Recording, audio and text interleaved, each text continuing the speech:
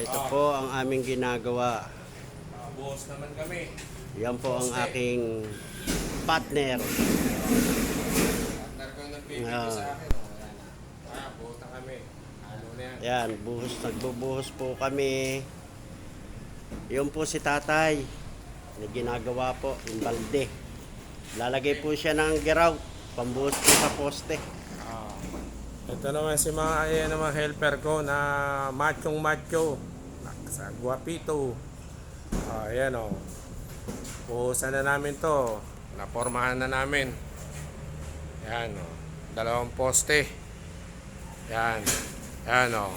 Ayan ang gwapong partner ko. Tapos may gagawin pa kami dito. Yung pang isang poste. Pagkatapos namin mabuhusan to, iaayos na rin namin para mapormahan na rin. Para mabuhusan na rin. Ayan, 2 poste pa kailangan. Ito yung aming ginawa. Ayan o, nabubunga na. Bukas, tapos na yan. Kompleto na bukas yan.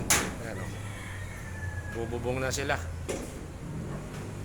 Kinukompleto na nila yung mga text screw. Okay.